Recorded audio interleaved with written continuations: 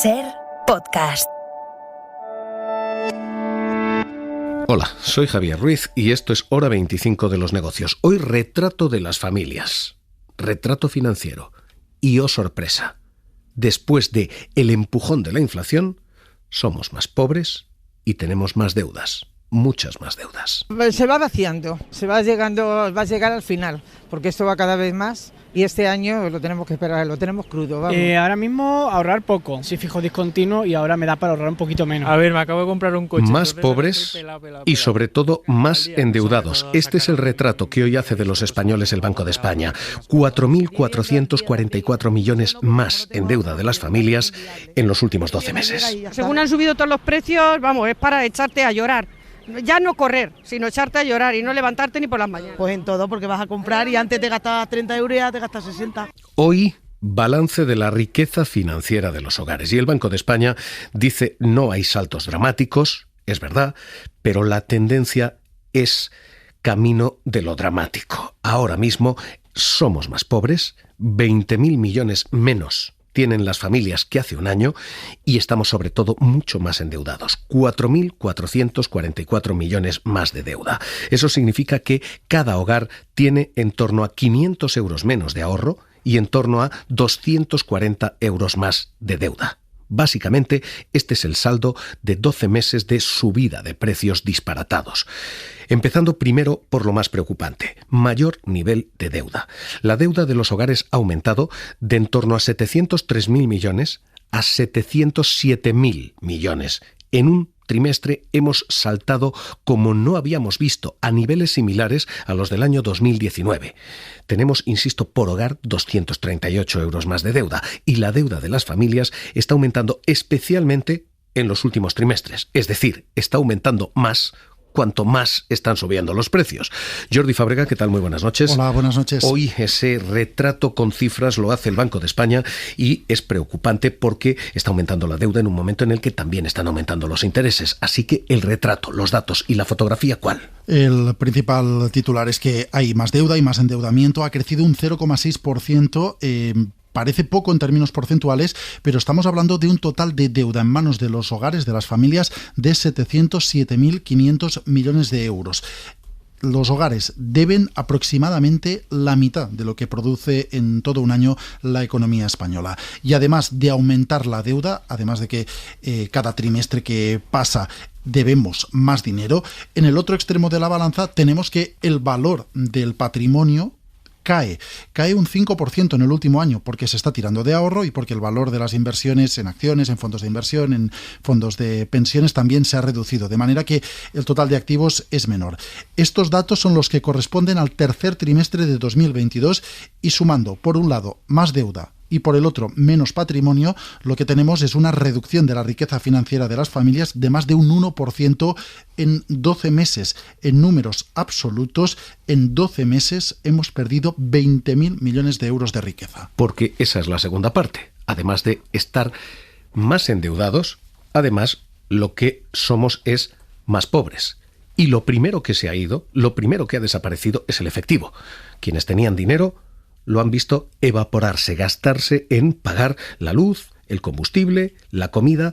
El ahorro ha menguado en 556 euros por hogar y 2.100 millones de efectivo han desaparecido ya. Me cuesta más ahorrar. Antes sí que ahorraba, realmente ahora no ahorro nada. Ahora vivo al día completamente. Incluso hay veces que tengo que tirar de lo que tengo guardado. Con los salarios que tenemos es imposible ahorrar. Hay que apretarnos el cinturón. Era más fácil que te sobraran 500 euros al final de mes. Se está rompiendo el cerdito. Básicamente se están vaciando las huchas. Normalmente. Y es una tendencia esos 2.000 millones de un trimestre, pero dura ya un año. En total, 10.400 millones han desaparecido de esas huchas. En total, 556 euros por hogar han desaparecido de los ahorros. Un poquito más, ahora se ahorra un poquito menos porque todo ha subido. Y el gobernador del Banco de España advierte. Y esta situación está dando, de acuerdo con algunas encuestas que realizamos en el Banco de España, está dando lugar ya a una reducción del ahorro entre aquellos hogares con mayores recursos financieros y en aquellos con menores niveles de renta. Está forzando ya, de hecho, también una reducción del consumo de bienes no energéticos. Esto ahora mismo es lo que nos está ocurriendo. Lógicamente, todo es más caro, Los precios han subido un 8,2% como media a lo largo de todo este año, los salarios un 2,6-2,8%, es decir, somos un 6% más pobres y hemos tenido que endeudarnos. Así que con ese retrato de este año hay 1, 2, 3 al menos implicaciones económicas.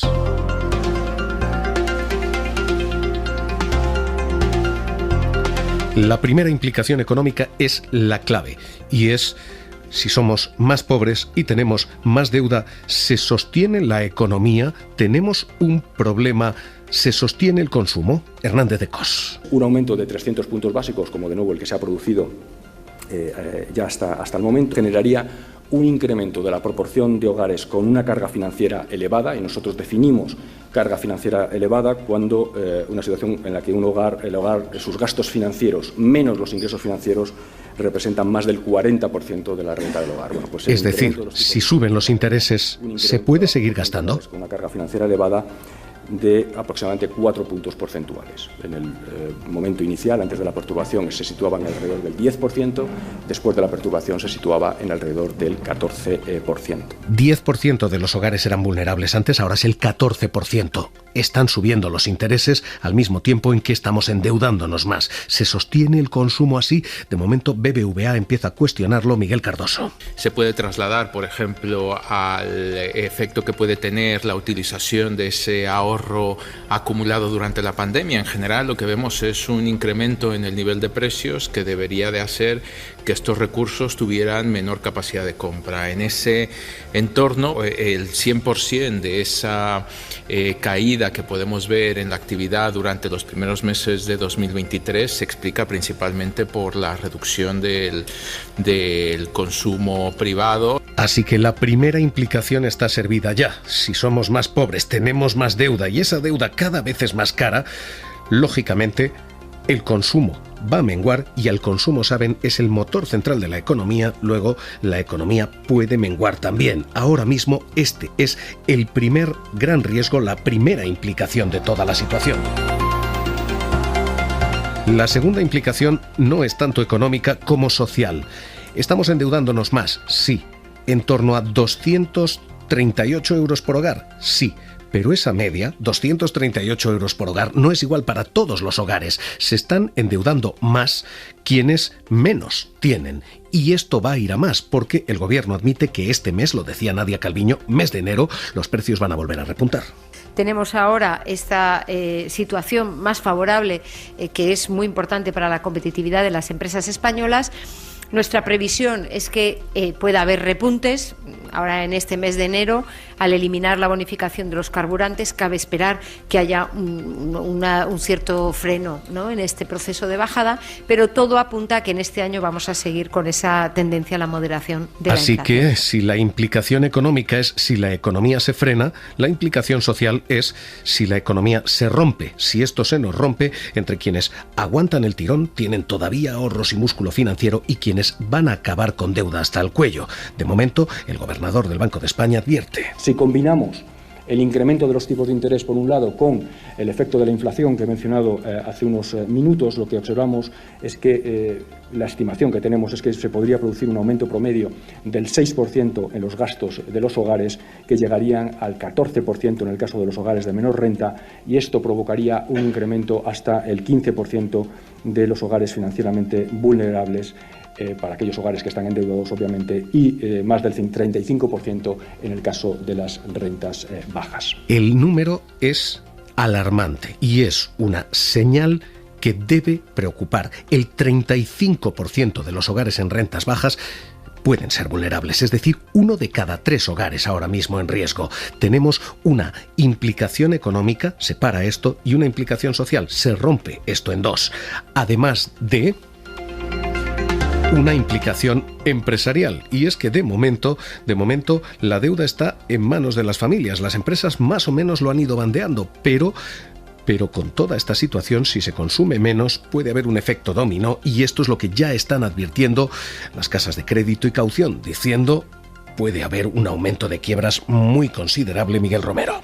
Llegamos a la conclusión que para 2022 el número de concursos que se prevén estén en torno al 20%, y en el 2023 en torno al 11%. Esas son las cifras que venimos manejando y que un poco en conexión también con lo que ha comentado por el entorno macro que comentaba el compañero Javier Santa Cruz. Bueno, tiene ahí un poco las cifras comparando con los distintos países de Europa. Por tanto, la conclusión es que en España hay un alto riesgo de un número elevado de insolvencias, que tampoco es que vayan a ser unas insolvencias de unos dígitos exagerados, pero sí va a haber un número creciente de concursos de acreedores. Así que se frena la economía, se rompe la sociedad, se desboca todo esto, se desboca lo empresarial, que genera un efecto dominó. Es la tercera implicación de este puzzle ahora mismo complicado. Más pobres y con más deuda.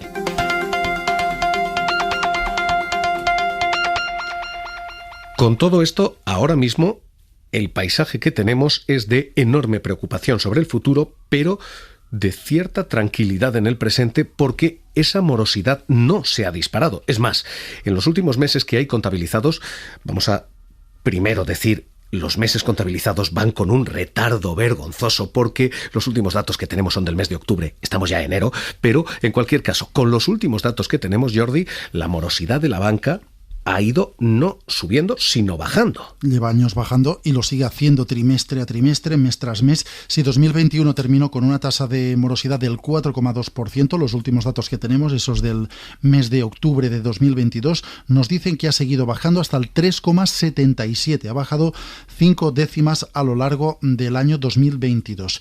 En ese momento, en el mes de octubre, el total del crédito concedido era similar al que había a finales del año anterior, por lo que la bajada de la morosidad se debe a que se está reduciendo el número de préstamos en impago. Hay solo, entre comillas, 46.000 millones de euros que tengan esa consideración de morosos. De esta cantidad, 25.000 son impagos de empresas y unos 21.000 son impagos de hogares. De ellos, 13.000 son hipotecas. Porque la mayoría de la gente lo admite.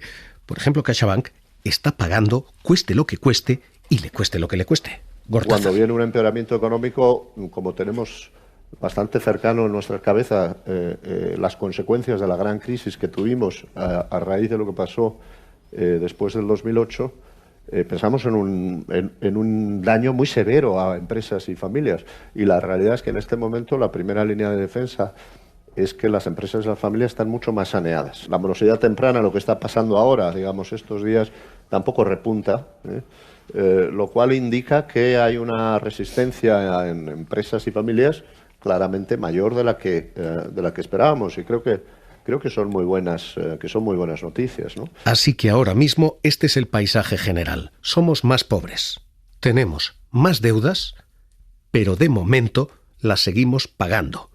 Y a partir de aquí, catedrático de Análisis Económico de la Universidad de Valencia, director de Estudios Financieros de Funcas, Santiago Carbó, ¿qué tal? Muy buenas noches. Hola, buenas noches, Javier. ¿Hay que preocuparse? ¿Esto puede frenar el consumo, frenar la economía?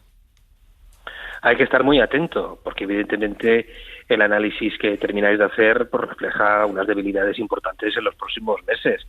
Una vez se ha acabado el ahorro, se acaba alguna de las subvenciones que estaban, los subsidios que estaban ayudando para el combustible, incluso puede aumentar la inflación en un momento determinado, pues las circunstancias evidentemente no son las más halagüeñas, ¿no? Todos confiamos en una cierta recuperación más allá de probablemente de primavera, verano de este año, pero bueno, se tiene que materializar mientras no llegue, pues hay algunos nubarrones, aunque ahora mismo en el corto plazo parece que la recesión la vayamos a evitar, ¿no? Pero evidentemente la vulnerabilidad de todos es mayor en este entorno en el que hay inflación y hay unos tipos de interés al alza, ¿no? Una vulnerabilidad financiera importante, claro. Hay que mirar especialmente abajo, se lo digo porque el Banco de España ya está diciendo las familias en el quintil de renta más bajo, el 20% más bajo, 1 de cada 3 va a ser vulnerable, los intereses están subiendo, las deudas están subiendo a la vez que suben los intereses, en fin, tenemos un escalón social con deudas hasta el cuello. Bueno, cada caso será, ¿no? O tendrá una explicación. Algunos tendrán deuda, otros desgraciadamente a lo mejor no han podido ni endeudarse, ¿no? Porque tienen recursos muy bajos, ¿no?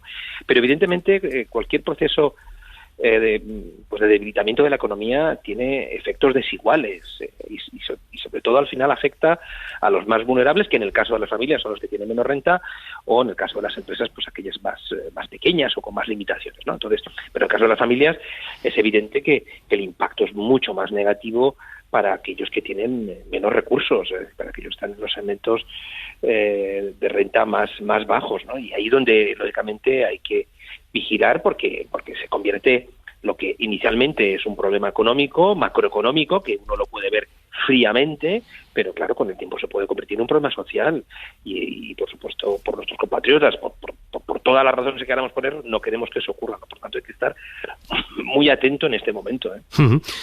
¿Qué se debe hacer cuando hasta ahora lo que habíamos convenido todos era el motor que estaba tirando era el del empleo?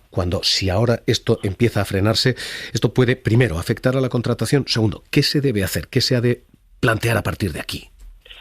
Bueno, yo creo que la contratación por ahora está resistiendo. Eso no quiere decir que vaya a resistir eternamente, ¿no? Pero no estoy tan preocupado a corto plazo por el empleo, salvo que realmente se materialicen los grandes riesgos o estos riesgos de los que hablamos en las empresas. Es decir, que las empresas empiecen a tener dificultades, empiecen a entrar en morosidad o en concurso de acreedores, que por ahora tampoco parece que vaya a ser enormemente significativo, y ahí es donde van a empezar entonces a trastocar sus planes de empleo, entonces donde se puede notar. Entonces, yo en eso no soy muy negativo, pero ojo, eso hay que vigilarlo. Es decir, esto puede cambiar porque la coyuntura está siendo en este sentido muy volátil, ¿no? Yo creo que hay que seguir practicando muchas de las cosas que se están haciendo. Apoyo al sector empresarial y a las familias en esos momentos que lo necesitan. Llevamos prácticamente 3 años de apoyo. Es verdad que es un esfuerzo fiscal e incluso en materia de deuda pública porque aumenta la carga importante, pero lo que está claro es que lo que necesitamos para las empresas es una estabilidad que no termina de llegar, y es por factores externos. Es decir, primero la pandemia, luego la guerra de Ucrania con inflación que además es generalizada, no solamente en nuestro país. Entonces, yo creo que los apoyos no se pueden retirar fácilmente porque entendemos que en algún momento esto terminará, y entonces un sector empresarial que está más saneado y probablemente es más fuerte que el que teníamos hace 10 años, en este momento no debemos dejarlo caer, ¿no? Lo que pasa es que también las cuentas públicas mandan, ¿no? Entonces, bueno, una vigilancia muy estrecha para que los apoyos que se necesiten estén ahí, porque son circunstancias muy excepcionales, aunque estén muy repetidas ya, digamos, esta expresión ya demasiadas veces en los últimos 3 años, pero es que es así. Ni una pandemia, ni una guerra como la de Ucrania, ni un proceso inflacionario, pues lo teníamos desde hacía muchas décadas, es decir, incluso la pandemia desde hace un siglo. O sea que, si le estoy entendiendo bien, todas las ayudas que ha habido, me refiero en el lado empresarial, ICOs, créditos y demás, y todas las ayudas que está habiendo en el lado ciudadano, es decir, ayudas al transporte y demás, de momento han de mantenerse y cualquier retirada ha de ser muy, muy gradual, ¿está diciendo? Bueno, evidentemente una retirada brusca sería muy negativa, ¿no? Pues catedrático de Análisis Económico de la Universidad de Valencia, director de Estudios Financieros de Funcas, Santiago Carbó, gracias por estar con nosotros aquí en la SER. Un abrazo. Un abrazo. Ahora mismo este es el paisaje. Menos ahorros. 558 euros menos de ahorro. Más deuda. 238 euros de deuda más. Por cada familia nos dejan un salto. Hemos cambiado de este sonido, el de ir sumando monedita a monedita en el cerdito, a este otro, el de romper la hucha. Hora 25 de los negocios, seguimos.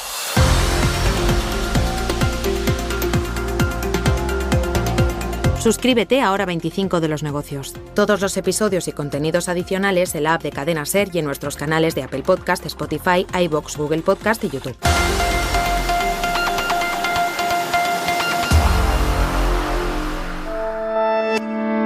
Cadena SER. La radio.